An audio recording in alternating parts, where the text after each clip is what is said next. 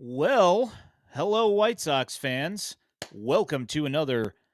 I'm not going to call it an emergency podcast because James and I are not in distress. I call it a pop up podcast tonight. Stream. Garrett Crochet has been traded. So, uh, welcome, James Fox. How are you tonight? I'm good. I'm glad we got some action. We talked about maybe having to pop on, and I was starting to lean towards it was going to be like the 10th pick, the Rule 5 pick, the like a couple of minor signings and go home, but I guess kind of looking at it, it kind of seems like, there was like bidding wars for all these guys, and Corbin Burns isn't signed yet, obviously, but as soon as the Yankees got Max Fried, I think it was kind of like, okay, like the Red Sox kind of ponied up a little bit, because if they were offering this package like before that, I feel like the trade would have been done. It's kind of, and we can talk about the package obviously and what we were expecting, but I just kind of feel like, and I think Getz alluded to it, like Fried signed and then they're like, okay, fine, we'll give you this like extra piece that you want to like get this done, and then it was done pretty quick. I wonder what that extra piece was. You know? To my guess is like the two guys together, because I feel like it's a double headliner. Like I do think like a lot of people thought Marcelo Meyer, and we talked about that. Like I would have been great with a Marcelo Meyer headliner. I'm not even sure you get Montgomery as a number 2 piece with Meyer. You know what I mean? Like if or Marcelo Mayer, if it's Mayer and then the other two guys and somebody else. Um So, yeah, I know I listened to that earlier. He was getting called out for saying Winkelman, but we knew who he meant. Like it's fine. Like like it's Good but old yeah, no. So Winkelman. so it does seem like, and I mean, look, from Boston's end, it makes a lot of sense, right? Like I think Chris Getz did well. Um but I mean, like, Boston got Garrett Crochet, and they didn't really give up anything that's gonna kill them. I mean, I feel like a lot of people thought Teel was their catcher of the future, but they have 4 years of Connor Wong, and, like, look, they can just go buy a catcher if they want to. Braden Montgomery, for a college guy, isn't super far away, but I mean, like, they have a million outfielders that can play. They just got Garrett friggin' Crochet, man. Like, he's awesome and he makes no money. So for their side of it, I don't really want to see like Red Sox fans complaining about how much they gave up. I think I saw Chris Cotillo online like, "Oh, this is a massive overpay." It's like, what are you talking about? Like, what did you think it was going to take? Yeah. Yeah, crocodile tears, like I don't care. They're getting a guy who's, nasty. So like, I don't know what they're going to be complaining about necessarily. And to be fair, everybody that they gave up, I'm happy with the return on it. Um, we'll get into it in a little bit. And the Kyle Teel thing, like when we first talked about this deal, the one thing that kind of was a little weird for me, and this is the same thing as that Harry Ford thing from the other day, is we already had Caro, so there is the question of why are we stacking up catchers so much? So that part was a little bit weird for me, but um, again, these are guys that they have on the major league level already, and these guys are going to be blocked because they're already up in AAA. So what are they going to do with them? Right. Well, I mean, they're going to clearly play him, but I mean, I think all of Kyle Teal's value is as a catcher. So, what I mean? Like he can be a above average regular at catcher, but like if you're playing him at first base a ton, like I just don't think he has the power to play for. Like I think he has 20 home run power and he's gonna get on base and his defense is fine. Like catchers suck. Like if he Yeah. stays at catcher, like I think he's really good. And not that he can't stay at catcher. You know what I mean? I just think if they try to do something else with him, I just think they're gonna play them both. And hopefully you have two good hitters. Caro, um, I think is much better from the right side than the left side. So it is like an obvious platoon. I mean, I know lots of teams don't like DHing your second catcher. But look, I think you just have to get the most talent that you can get. And it just doesn't seem like, if you think these guys are too like top 50 prospects in baseball. I'm just not sure anybody else is offering that. And I think Braden Montgomery is like a little bit underrated because he hasn't played. I mean, this is a guy who, like, halfway through the college season, people thought he was like going number 5 overall. There were rumors that he had like a wink nod deal with the Reds at 2. I don't know if like him getting hurt mattered. He falls all the way to 12, but I mean that's a guy the White Sox could have taken at 5, and we all would have been like, okay. I don't know how thrilled we would have been, but it would have made sense, right? It would have been like, okay, Mhm. they went with a college hitter there. So, they got him in this trade. I mean, I wouldn't be surprised if he's their best position player prospect in their system in 6 months. So it's just, I think that like it's like a true double headliner at the top. And then obviously we'll get into this, but I think pieces 3 and 4 are better than I was expecting, right? So like 100%. we could quibble and say like, okay, the headliner's not as good as maybe we were dreaming of. Okay, that's fair. But I thought there was going to be a couple of nothings on the back end, and I think they got 4 big leaguers. Yeah, that's where I'm at, is that, the Teal position part of it is kind of a little bit weird for me because I kind of thought that we were at least marginally set there with, Caro and Corey Lee. I thought that, things were going to be good for the foreseeable future, but then you add Teal into this.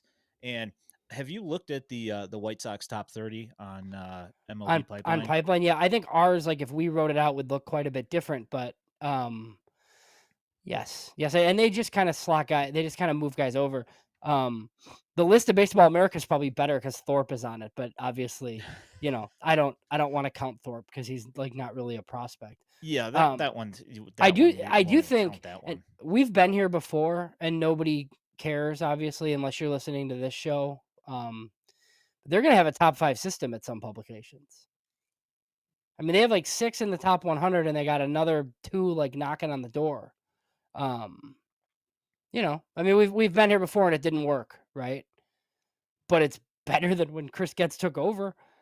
Yeah, no, 100%. I mean, and Like of course, people are going to say, well, of course, it should be a better farm system because you just gave away somebody that was uber talented. So, of course, your farm system should get better yeah, if you're not a complete yeah, moron. But, people still complain that, oh, well, they're never going to develop him anyway. So, what difference does it make? Oh, we're just getting, more of the same as hmm always. But I have to disagree, is that this franchise seems to be headed in a better direction as far as developing talent in general, whether it be pitching or yeah, offensively. yeah. That is something I wanted to get into. That I've heard on some other shows too. But just put like, I don't know, like Garrett Crochet is awesome, right? But and I don't think this is like cope because like they were never going to keep Garrett Crochet because of who the owner is, right? But isn't it like a little bit of found money, right? I mean, like we didn't like when we went through this process when they hired Chris Getz. We're like, man, this team's really far away. Maybe they can trade Dylan Cease. Maybe they'll be forced to trade Luis Robert.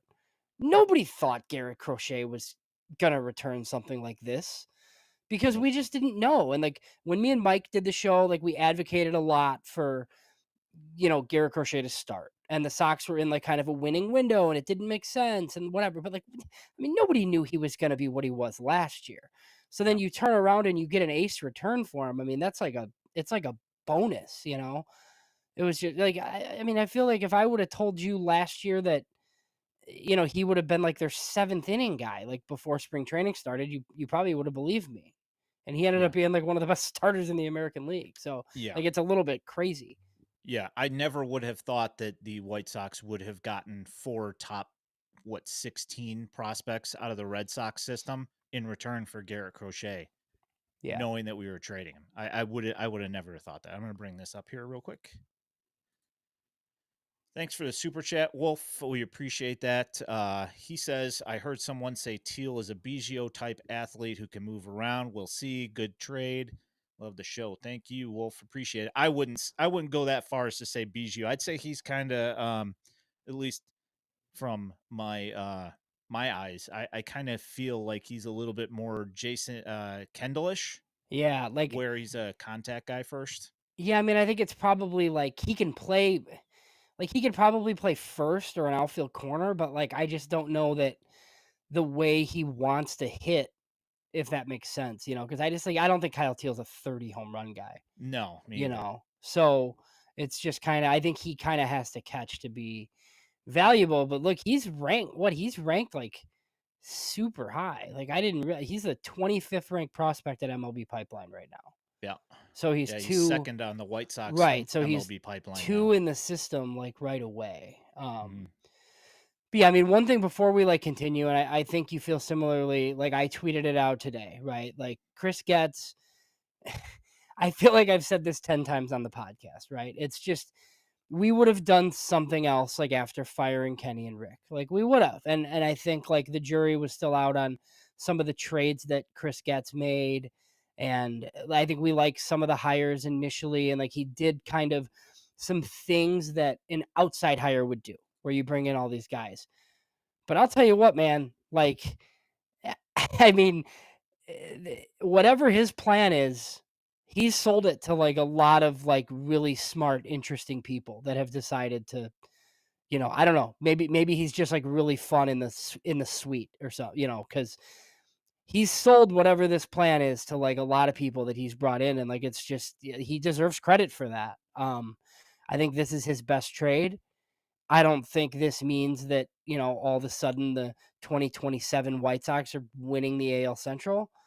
But I mean, he has to keep hitting on stuff like this. But I do think that he has insulated himself with very talented people. And I think he kind of knows where he's deficient, and he's like kind of plugged those holes with people who are smart. And these hires are not like your typical, like you hire this old crusty whatever. Like, no, they're all interesting. Like Walker McKinven's really interesting, and the hitting Fuller's interesting, and there's like rave reviews for the manager that other teams would have hired. So I just think it's yeah, like you know, I don't know that I'm not going to go as far as to say like, hey, maybe Chris Getz is good at this, but I do think it's unfair to just assume that he has no idea what he's doing at this point, because this is wildly different than I think anybody expected.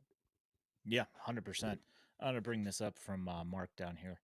Says, think about Bannister's effect on Crochet during the past 12 months. I think that there's going to be a lot of discussion about, uh, now that we've got Bannister and we've also got McKinven, who we expect to pay dividends defensively for the White Sox as well, like he did up in Milwaukee. Are we going to be saying that, when people leave, we're going to start seeing guys go elsewhere and start to decline instead of like how we're used to, when Yeah, guys guys come going here, they elsewhere and decline. being better. Yeah. Yeah. Well, and like I saw the part of like the fourth piece, I guess. Is it Wickelman or Weichelman? To be honest, I don't even know. I'm gonna go with I've Sean and heard say it. I'm gonna call him Winkelman, even though there's no N. Yeah, call him And Winky. That's fine. yeah, Sean, it's fine. But no, I mean, like a guy like that, like was Boston's best pitching prospect, and then he had a really bad year. And like I just assume like any pitcher that they want, like Bannister wants and thinks that he can like make a difference with. And like maybe that's naive, right? But like I just think like, oh, Bannister sees something and thinks he can fix him, because that's like the reputation that this guy has like earned at this point. I kind of feel like it's why I knew they were gonna take a pitcher in Rule 5, and we'll get to him, But like it's just okay, like I'm sure there's a plan. Getz talked about how I think he could be in the AA rotation, but I mean, it's a super easy transition for guys like this to just, okay, you're a reliever now because you're not throwing enough strikes, and now you're throwing 99 with a nasty breaking ball too, like it's just that's totally like as a fourth piece, like great. I thought they were going to get like a lottery ticket, like a guy like barely in the 30, I mean, he's top 15 in a really good system. Yeah. I've seen him pitch, and I thought he was pretty good. There are control issues there, and that's certainly going to need some polishing. But um, you know, guy's got nasty stuff. That's 100% for sure. That's why when I saw that as like the last piece of it, I was like, that's all four of these guys can make a difference on a Major League Baseball team. Yeah, and So there's been conflicting stuff a little bit on Meidroth. I mean, like the numbers are ridiculous. Keith Law's write up was very positive on the White Sox end, but he did, he kind of thinks that he's probably a utility guy because he doesn't think he has any power, and if you can't play short, that kind of makes you a utility guy. But I wouldn't be surprised if he's the White Sox starting second baseman this year, and then you just kind of go from there. Like he's on the team, or in the mix with Brooks Baldwin and Lenyn Sosa and these other guys, and you just kind of go to battle. But I mean, he's pretty useful, and guys like him just, I feel like, find a way to stick. yeah, I've got actually right now. I've got a video exporting right now that I'm just gonna throw up here while we're talking in a minute. It is one game from Chase Meidroth earlier this year, and we'll probably be able to talk for like Yeah. 5 minutes or so while we're watching that video. Well, he Um, led the International League in walks, right? yeah, So did you know much of him like before today? I mean, I knew that he was a nightmare Yeah, a because I've seen I've pesky seen him. guy. Yeah. Yeah, but this one game in particular was absolutely absurd. Hopefully, I can upload that now, and it'll actually upload. Hey, how you like that? Wonderful. All right, let me go ahead and I think that's it. Yeah, that's it. All right, cool. All right, so let's add that. Add that. Second upload. I have to edit this in post. Yeah, right. There we go.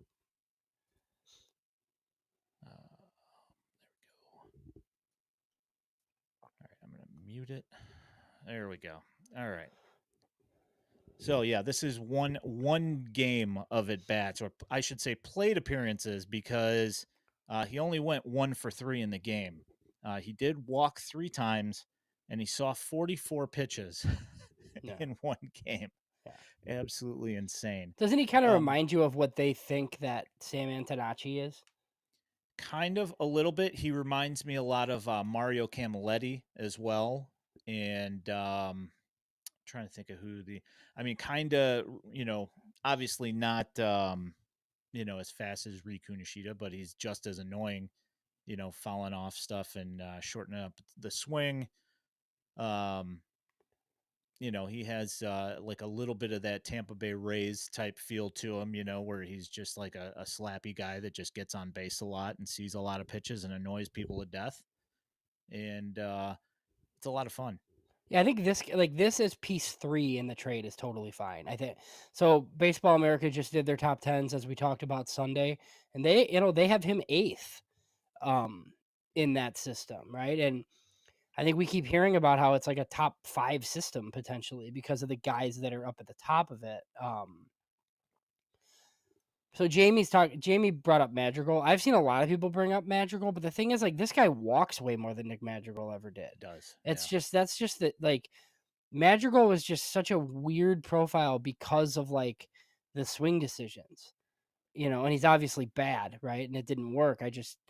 Yeah, like this guy just like walks so much that it's a lot different. And speaking of that, like dating back to the draft, um, and even what they did at the deadline, they're just like Chris Getz has a type, right? Is this him? Like that just all these guys with plate approaches that walk with good walk to strikeout rates, like everybody they've acquired, I feel like is like this. Like all the college hitters in the draft, the couple of young international guys that they got at the deadline, and all of these guys. Like they're not acquiring these guys that are like, yeah, well, they strike out 35% of the time. So let's see if they can get to their power. It's just like more well-rounded profiles.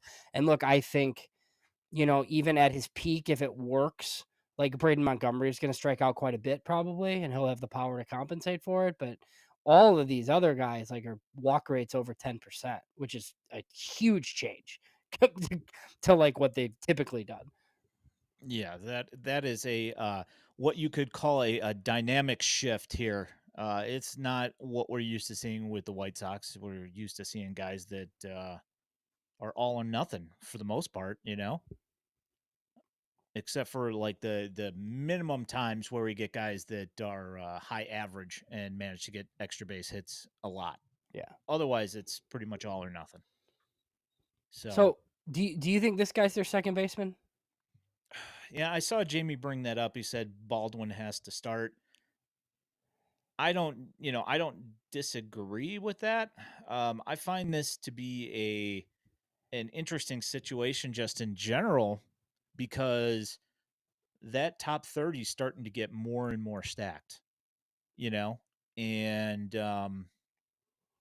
it's I was talking today to Trey about our top 30 that's going to be coming up and I just thought to myself, I was like, this is this is just going to get more and more difficult because I have to assume that there's going to be more trades coming here.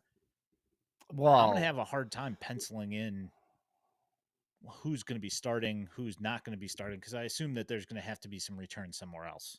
you would think so. And I think like the Robert thing we've talked about, we don't have to get into it too intensively tonight just because I think if they had their, druthers to steal a Rick Hahn phrase, like I think they would trade Robert right now personally if they could get a good package instead of going into the season and waiting for a great package that potentially could turn into nothing if he's bad or hurt again. Like, I just think all of the rhetoric, there's lots of teams interested.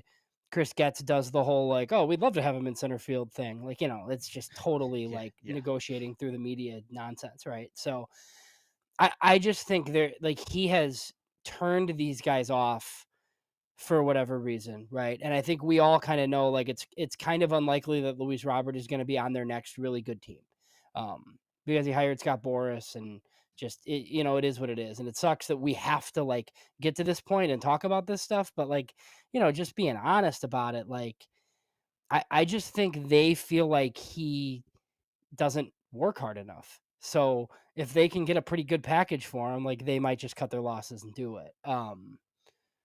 But I have no idea what offers for Luis Robert look like right now. I was surprised to even hear like reporters say that there's 5 or 6 teams interested, just because like you have no idea what this like you're really betting on a bounce back because it's just who knows. Yeah, when I heard that there was like 6 teams in on Robert, I was like, after last season, really?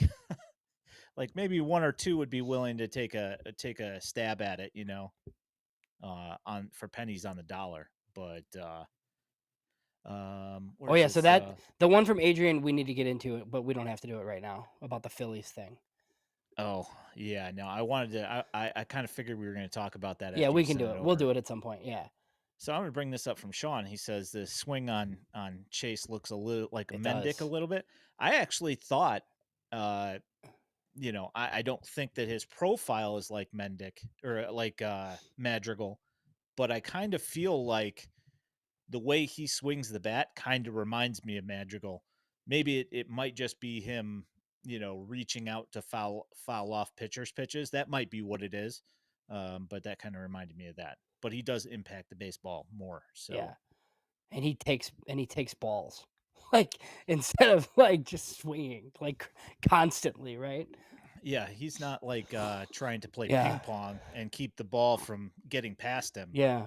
You know, So were you like active for the trade today? How did it get broken for you? Like were you like on social media or anything? I think I was well. I was sitting at my desk By at the time I work. texted you, you knew about it already though. Yeah. Yeah, because I mean, I have two 50-inch TVs like Yeah. literally 3 feet from my face, and I had the Rule 5 going. Oh yeah. So, Yeah, it was right like, at the same time. Yeah, it was yeah, crazy. I saw it on the crawl on the bottom, and I was like, wait a second, did that just say what I think it said? Yeah. And yeah, that's how that happened for So me. so So, I had a meeting at a different school today. Like I have some out of district meetings I have to go to. So I was driving back and like so I had the score on and Bernstein like broke the like breaking news from Passon.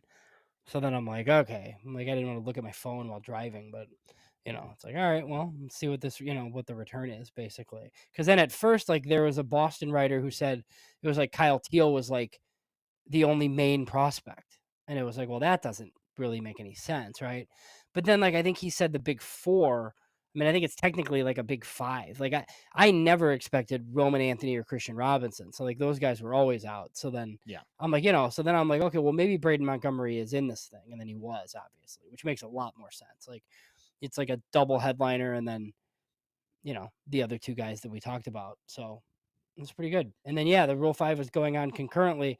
Jonathan Mayo broke that news super early. So it's like kind of drama free. Yeah. So Howard asks, what do you guys know about Shane Smith in the Rule 5? Actually, quite a bit.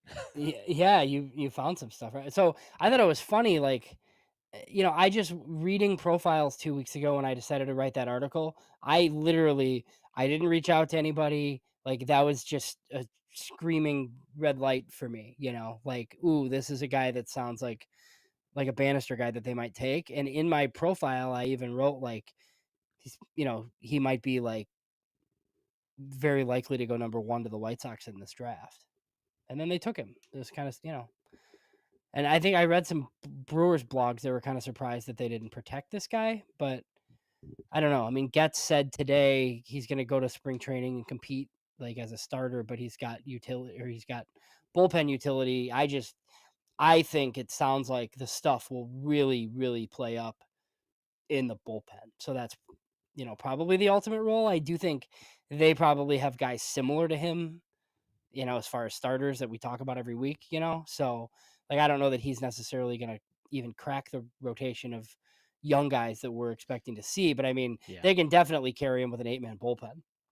Yeah, and I assume that everybody that's in the chat and watching and lurking is following us on Twitter/X. But if you are not, I did post a video of all of Shane Smith's appearances in September from this year, which the first was the first game was in Double A, and then all the rest of them were in Triple A, and good stuff. I think he had a 1.05 whip for the year this year, and it's got 7 feet of extension. So that fastball, even though it's mid 90s most of the time, around 94 miles an hour, it gets on you quick. It's got a nasty cutter that moves a bunch, real good curveball, uh, and a nice slider as well. So he's tough to square up on, and I like the pick. I just was not necessarily expect them to go pitching, Yeah, even though it's normal. it's just the easiest thing to carry. I just don't know. I mean, they keep signing veteran outfielders. Like they're I mean, I don't know what. There's just like no space. I mean, it's just a guy you bring to spring training and put him on the pile. I mean, I've kind of thought the last couple of times that they've done this that they'd end up keeping a guy and they end up returning him. I think this guy has a better chance of sticking. Yeah. But yeah, we'll see. Pull that up from Patrick. That's funny. Um, so hi Pat. So we haven't seen him in a lot. So we were on the same 1995 like youth baseball team. So Oh, there you go. I think it was orange. We were orange, right? I can't remember. I had a bunch of 1995 Pinto. different. Yeah, I was like 10. I was pretty bad too. Yeah. I'm gonna go ahead and also retort to Sean here. Love that we knew their Rule 5 pick early. Getz got that off his plate and then got to work. I also love it that we knew it early because it allowed me to pull video early, and I didn't get it sprung on me like I did the other one when I actually had stuff I had to do. So, uh, the infielder they got start opening day, Chase Meidroth. I mean, it's possible. I mean, this is where things are going to start to get a little tricky because you got Brooks Baldwin, you got you know Lenny Sosa, Brian Ramos. I mean, there's just actually starting to get to be a little bit of an actual competition. People are going to have to fight for jobs, which is a pleasant thing. Yeah, it does. That's why I'm just like I wonder how many minor trades can they make, right? Because there's just some. Yeah, I know I'm taking shots here. It's like, geez. Um, no, like I mean, how many like Lenny and Sosa isn't guaranteed to be on the team. I mean, I think like, what do you think Corey Lee thinks right now? I mean, there's I just these fringe type guys that are decent that they just, I don't know, like they might have to make some minor trades at some point. Yeah, I mean, I was thinking about like a bunch of the other, like all the White Sox catcher prospects that we had behind Corey Lee and Edgar Caro, and I was just like, they got to feel like they're staring up a mountain at this point because they just picked up Teel after picking up Caro, you know, Yeah. through the season before that. So I mean, it's just, yeah, it's tough. It's gonna bring. Yeah, Sean. I mean, they could. I mean, it's not like it matters, right? Like Sean was asking about playing Meidroth at shortstop. Um, I mean, yeah, who cares? Like, see if he True. can do it.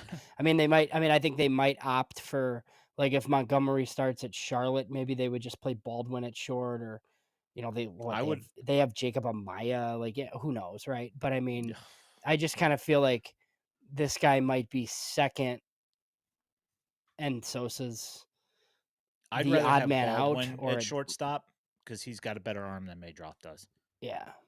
But So Meidroth played a that lot of third in the minors too. But they just, you have Ramos. They were talking about Ramos playing the outfield potentially. Like they just, it's going to be a mix of dudes battling it out. juniors popping in here. Oh, nice. Talking about Kyle Teel's fielding Man, percentage. tell him, doesn't he have to go to bed? No, Soon. it's 9:30. He's fine. It's 9:30. He's in high school. He's good. Yeah, I know. So, I mean, he threw out base runners. Kyle Teel did. Like, I'm not, like the Kyle Teel part of this is, it's just interesting, I think, because it's a catcher, like you said. Like, it's just like, okay, we have Yeah. two of these catchers now. Do you think like any of these, I guess, like Teel, Caro, or Montgomery are likely to start with the big league team? I know we have a lot of time to discuss this, but to me, I'd almost prefer they don't. But I understand why others feel differently and they want to see all these guys right away. But Yeah, I mean, I'd rather see them force the issue yeah, and go to Charlotte and just absolutely destroy the International League. That's what I'd like to see, and then start pulling those guys up. Then, we talked about this with Jim Callis. That Colson Montgomery starting on the big league team just seems like a bad idea, even if he had a good Arizona Fall League, whatever. That he should have to force his way up and really push it in AAA, I think, before having to push up here. yeah. I don't believe in spring training battles really. Like, oh, they won a job. I don't know. It like doesn't really mean anything. So yeah, like I kind of like what Jim Callis said. Like, hey, you're going down regardless. But Getz mentioned it this week at the winter meetings that he would have a shot to start with the team at shortstop, and it would depend on. But I think that's just kind of sometimes something that GMs say occasionally. Uncle Ted doesn't like the trade, James. Well, sorry, Ted, they didn't get enough. What I Didn't mean, get Spencer Jones and the Martian. hey, you want to hear? You want to hear that? Should I like mention that Yeah. rumor? Yeah, sure. Yeah, so I heard last night, not last, yeah, I guess maybe last night or the night before when the Yankee Mets stuff was like going on. And look, I do think some of that was like pushed out there now intentionally, especially from the Yankees side. Like, if you're negotiating with Max Fried and all these guys, like, I think you want it out there that you might trade for Garrett Crochet instead to try to get like a deal across the finish line. So, in hindsight, that makes sense. But I heard that Jason Dominguez was one of the names like mentioned for Garrett Crochet with the Yankees. Now, I feel like that package wouldn't have been, it would have been Dominguez and maybe one other piece that we really like, and then two like super flyers. And obviously the Yankees opted to just sign Max Fried instead. But I just like think it's interesting because I mean the Yankees right now it seems like are all over a bunch of different guys. Like maybe that was like one of their paths, right? Because they just think that they can go get Bellinger or go get Christian Walker or whatever and just kind of do whatever. But yeah, like I heard that Jason Dominguez was very much in play.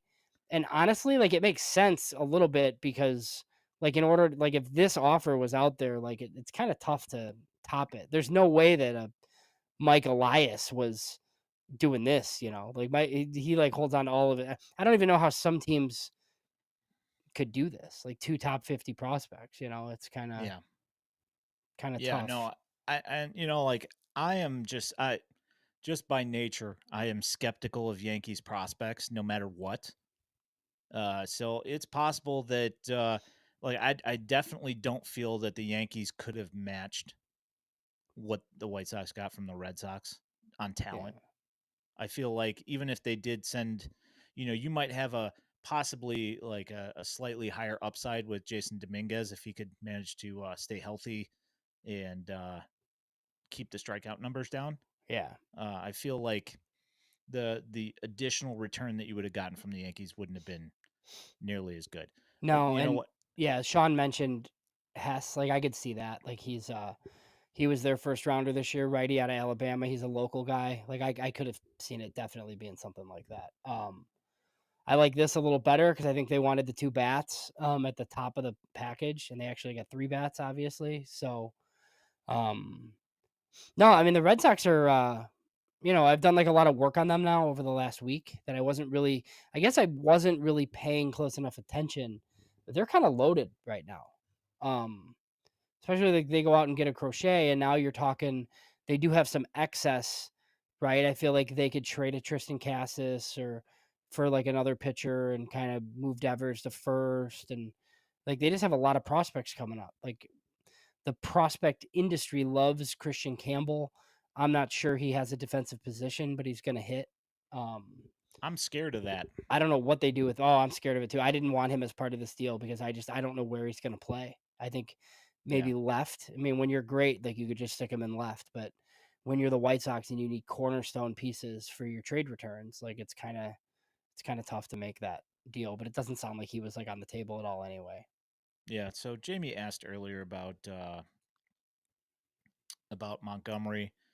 He says that he's the only one of the 4 that he's excited about. I saw you tweeting about it, Jamie. Um, so he's he's the only one of the 3 position players that the Sox got from Boston that actually has some power. So there is that. He's good defensively, pretty good base runner, except for when he's you know breaking his ankle into 2 pieces in the College World Series run. Huge part of the Texas A&M college team that was trying to make it to Omaha and win the World Series, and I personally think that that's the entire reason that they didn't make it, to the final couple teams there. But I Yeah. like him. Yeah, I like him too, and I think he hit like 60 college homers. Like, so he does have huge power. I think it's a definite right field profile. I mean, Getz kind of talked today, like they might run him out in center, like, but I mean, he's When probably, Robert's not here anymore. yeah, yeah, right. No, I just think like next year if he's playing center in Winston, it's like okay, fine, but he's probably a right fielder in the end, but I think that's fine, and I also think like he hasn't played yet because of the injury, but he could move pretty quick. I mean, it's a college bat. That's not. I do feel like some people have tweeted about him and kind of treated him like he's this developmental like prep guy that they took. But he played 3 years in college. Like if even if he ended at Double A this year, he could be on the 2026 White Sox. I think he's going to Yeah. come pretty quickly. Yeah, that's entirely possible. I'm kind of cruising back here into the Yeah, comments because there's a bunch of stuff that we missed. I'm going to go ahead and bring up this one from Adrian asking about Joseph Yabbour God, from the Mets, I who was love it. drafted. And basically, what you're looking at is kind of Tiago Vieira almost, except for without the plus fastball. It's only a plus fastball. Yeah, it's like a 1.7 whip, right? Yeah, it was something like that, if It's not another even it's higher. another Bannister project. Is he like a low Yeah, slot or anything? I don't think so. No. I haven't He got. likes all the funky guys. Yeah, he had a that 1.7 whip or whatever. He had that in A ball. And Yeah. obviously I was at work today, didn't have a time to start grabbing stuff about him, and I'm gonna have to Yeah. find it. I We'll love see that though. we have like the sickos out. Like this is what like asking about minor league Rule 5 guys. Like I love it. All right. The other one, I wanted to bring up this one about from Adrian. Also, would you have Oh rather yeah. taken Miller and So Crawford plus from the Phillies? so I am stunned that that came out and that it was offered and they didn't kind of take it, right? So I think there were like a lot of reports from Bruce Levine and others that there was an unspecified American League or National League East team, and the White Sox wanted they couldn't agree on the third piece in the trade, so they didn't make it at the deadline, right? I mean, I'm not a huge fan of Crawford, because I think he's just like one of these fast guys that beats the ball into the ground. Yeah. Um, but Aiden Miller's a stud. So I'm kind of surprised, like if he was on the table, that they didn't make that work. And honestly, after reading the write up at the Athletic, it sounds like Dave Dombrowski was surprised too that it like wasn't enough. I mean, asking for Andrew Painter is a little bit ridiculous.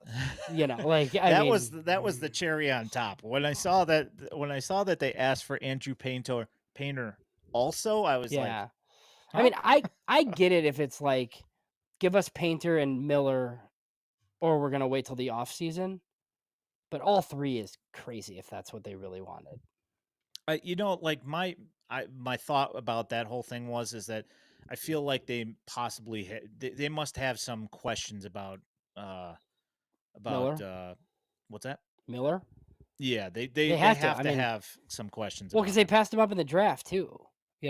So there has to be some. And there were a lot of people that don't like his swing, um, and everybody thought he was destined for third, and now he's like playing short, and he's like really good. So yeah, I was kind of surprised that's but they had a lot of discussions with teams. Well, don't forget Craig Breslow is supposed to be the smartest man in baseball. That is true. Well, but I mean, I don't know, man. I think Boston is gonna be pretty good, like going forward. Yeah. And usually your guys like Craig Breslow don't make trades like they made today. They they like kind of prospect hug a little bit, and he did not do that today. Yeah, I kind of feel like that they feel like they're just at a spot right now where they can lose some of these marginal guys that are, I mean, not marginal, but guys that are closer to the big leagues because they have guys that they know that they can play. Right. Yeah, I mean Teal And is like so. Chris Getz. I don't know if you heard the comments like today. I actually heard him on. I listened to Sean's show or the CHGO show earlier where they played it all, but he was just talking about like after talking to other teams, like I think he said catchers are gold. So it's just premium. There's so many catchers that are terrible, and the White Sox have two that project to be pretty good. Um, so it's just interesting, I guess, I find the catcher part of the thing fascinating because 18 months ago the Sox had no catchers at all, and now they might have like three that are playable like really soon and two that are probably above average. yeah. So I hate to tell you, Uncle Ted, but Jace Laviolette, he ain't gonna make it anywhere near the White Sox. Yeah, he's going one or two probably. Unless the Yeah, that's Angels my unless the guess. Angels do something weird, but we got a long time to find out. You never know. Yeah, we got a long And time for whatever it that. is, I'm gonna cause problems on Twitter about it and hear about it for 2.5 weeks. Yeah. Yeah, so the draft Uh, so we could so draft lottery was I don't know. Do you think it's good for baseball that two teams that were over 500 pick in the top 6, or is it bad? I think that the way that they designed this thing, I think it's backfired. I think that it's gone way too far in the other extreme. That I mean, the one thing I could say is that it makes it exciting for everybody. Technically, I Right, guess. right. All 18 of Um, the team. Well, unless you're the Sox or A's and you're picking 10 or 11, but I mean, you saw, even though we had the worst record in Major League Baseball of they were all gonna time, they were gonna end up 6th. still end up sixth. That's absurd. Like as far as I'm concerned, if you are like you know, even if you pay, I don't know, just the whole thing kind of makes me kind of aggravated because the fact that the White Sox are paying into the luxury tax because of geographically where they're located. Right.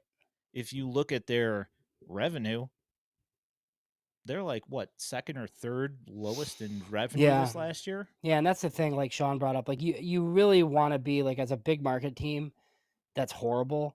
Like you want to be top 3 or you want to pick 7 so that you like kind of leave your like opportunity open to pick high. I mean, we've seen it every year so far. Teams are like coming up from the teens, like into the top 6. And as we've always talked about, it's not even necessarily about the player you take, it's about the bonus pool amount that you're going to have. Yep.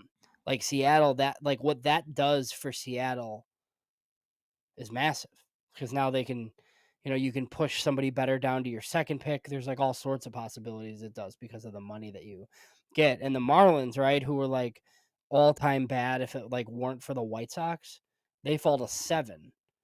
So, I guess the bright side is that they're eligible again next year when they're going to be horrible again. But I mean, they definitely did not want to fall to 7.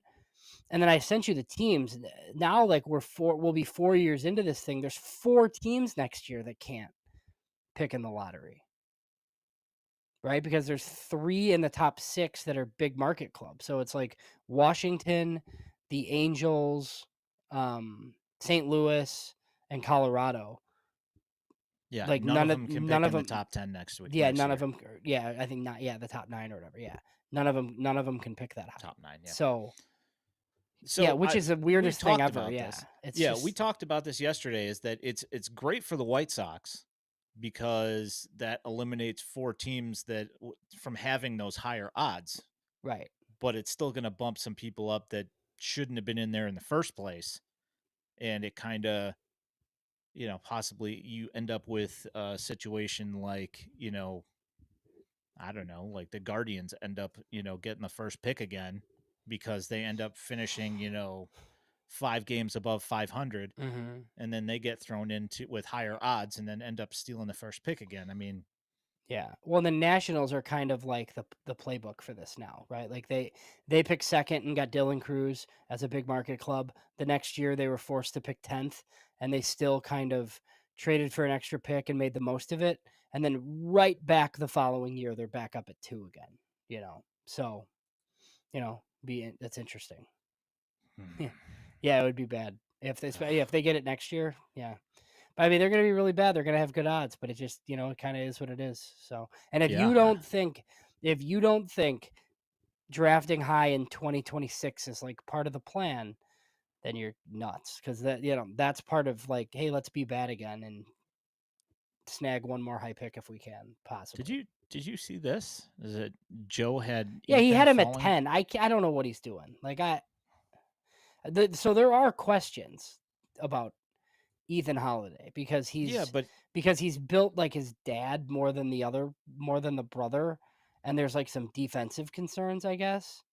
And you just, yeah, like he's bigger by yeah, quite a like bit, right? so like high school corners don't go that high, but I mean, I'm pretty sure he's going high. He can friggin' mash. So, but we talked about this like the number of prep guys in this class. Like I 10's not a terrible spot. It's just Mhm. it sucks because you were, the worst team of all time. So, Yeah, I mean, it's a better class than last year's, for high school. So, oh, way better. Yeah.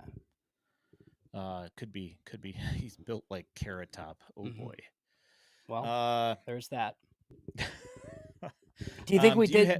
Did we do enough on the trade return? I feel like a lot of other pods have, kind of talked about this return at this point. I think it's interesting. I think the system's better. I think it's going to be top 5 in some places. I think a lot of these guys are, the one thing I guess, like when I see people say that like the White Sox are rebuilding and they're going to be good in like 2029 or something crazy, it's just like so alarmist and ridiculous. Like all these guys are going to be on the team in 2026.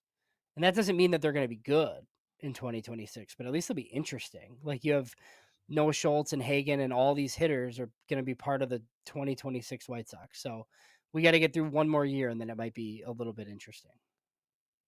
I know he's from Indiana, so So of course he's going to get projected to the Sox yeah, because of Mike Shirley. I think Mike Shirley. I think Devin Taylor's going to end up being left field only though. So I'm just like not that interested in that. Not at the top of our list to get another Yeah. left field or No. first baseman only guy. Did, DH, I guess. did you see the other big news that the White Sox are meeting with Roki Sasaki? Yeah, I was gonna bring that up, but it's so absurd. I completely forgot about it. I did see that he says that he has a deal written up and he has a package set up for Roki Sasaki. Do you have any real thoughts on this? Well, so I guess it's like damned if you do, damned if you don't, right? Because I think we tweeted about it and people are like, oh, they'd make the seat at the table jokes, which, okay, like are always going to be funny. But it's like, if he would have said, like, oh, no, like, we're not in on that, like, we would have killed him for it, right? So, like, at least, like, I'd much rather them at least present to the kid and his agent. Like it's why you hire David Keller. You have international funds, make your pitch. He's not going to pick you, but like do it. You know what I mean? You need to put yourself out there for Pacific Rim talent because they don't. So I don't think there's anything wrong with it. Yeah, it's definitely better than not having a meeting. Yeah, I mean, I'm a 99.9% sure that Yeah. we won't have to worry about this conversation ever again. No, probably not.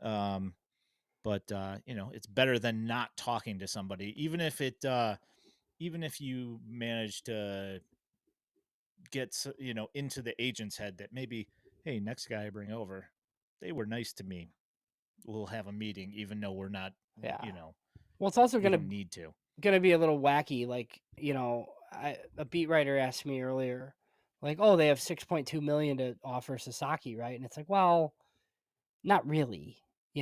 Like we don't really know. So they have a $2 million commitment to Cuban third baseman Alejandro Cruz.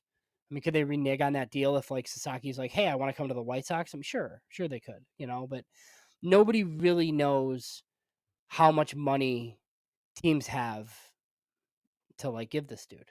Like the Dodgers have pretty much kept their books clear for 2 years in the international market. I think for this possibility, I think the Padres for once don't have massive commitments. That's why those are the two favorites, I think. And they're both on the West Coast.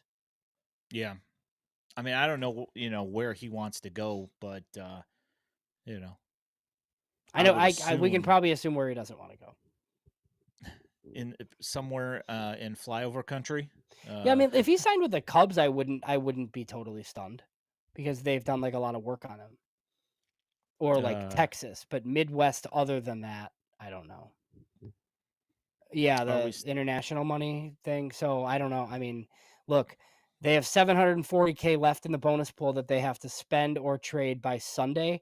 And David Keller told Bruce Levine that they have a plan. So let's hope it's a good one. So we'll see. I don't know. Yeah, I have no idea. I do. This is good. I'm ripping my shirt off at work if he signs. Yeah, that's good. Trey's gonna go nuts if Roki Sasaki signs here with the White Sox.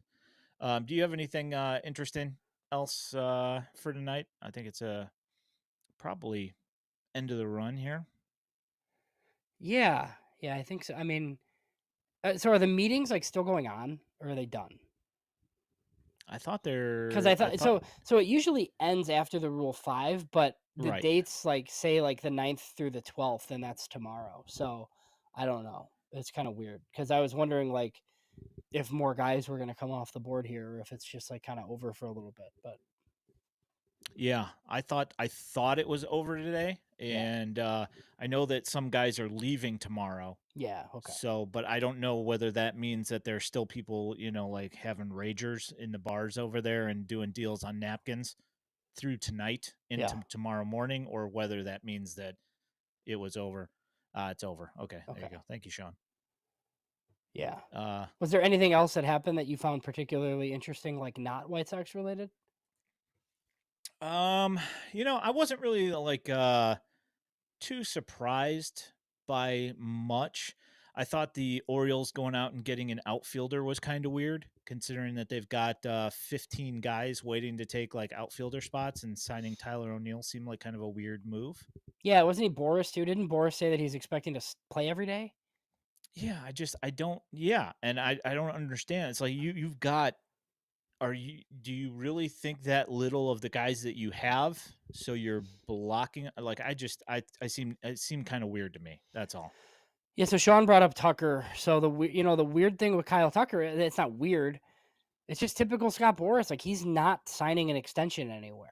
So, like, I understand Dana Brown trying to get out ahead of it. Like, the Cubs stuff, like the targets in the Cubs talks makes a little bit of sense. Like, they mentioned Seiya Suzuki and Paredes, like, because the Astros like want to stay good. I don't think they want a prospect return.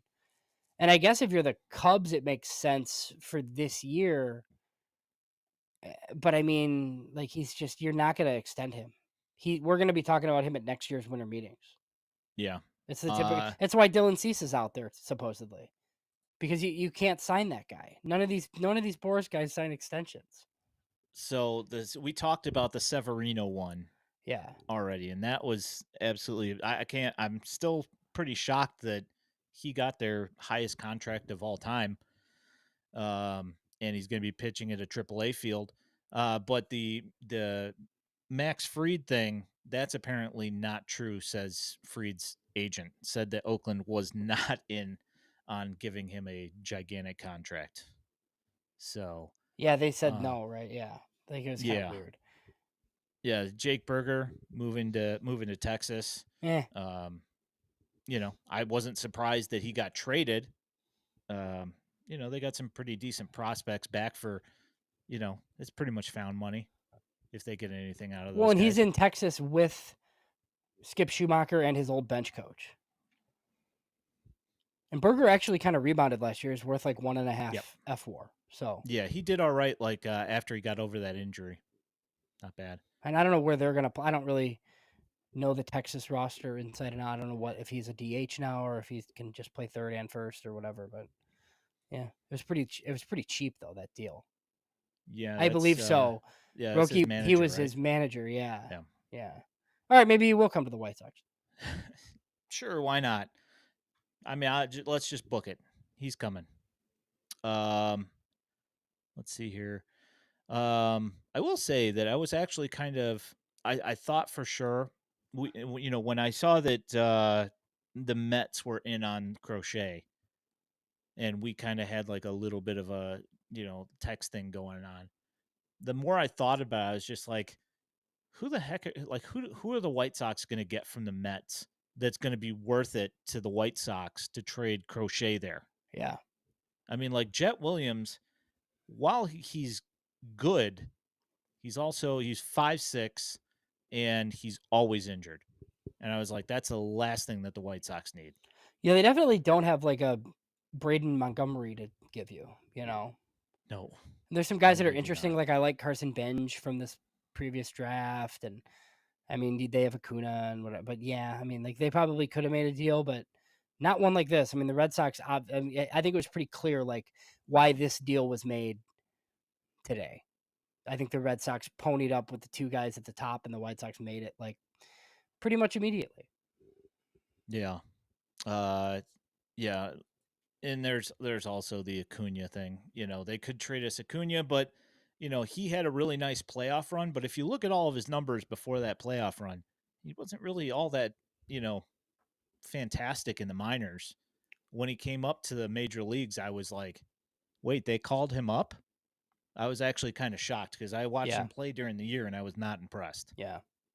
So, So who knows? And then the weekend, I think it's supposed to heat back up. So maybe we'll get Burns and Bregman next. It sounds like, and then Christian Walker somewhere probably. So hmm. I'm sure they'll all take the most money. So I have no idea where they're going. Yep. The Burns I one's think, kind of weird though, because the Red Sox traded for Crochet. So I don't really know where he's going. There were some San Francisco rumors, but he's not signed yet, which is kind of weird. So Yeah. All right. Well, I'll go ahead and call it there because yeah, we're coming up on, we just passed an hour. Thank you, everybody, for hopping in tonight. We appreciate you guys so much, hopping in the chat, keeping this thing going. We appreciate it. You at FutureSox at FutureSox on Twitter, FutureSox.net. You can find all of our written content, including James Crystal Ball seeing article on the Rule 5 about Shane Smith. And you can find this podcast anywhere you are looking for your podcasts. Know that if you are listening to this in podcast form, we do this every Sunday night at 8 p.m. on YouTube and on the Purple app. I am Ian Eskridge at Daily White Sox. He's James Fox at James Fox 917. We'll catch up with you guys soon. Thank you so much. Have a great night, and we'll talk to you soon. Thanks.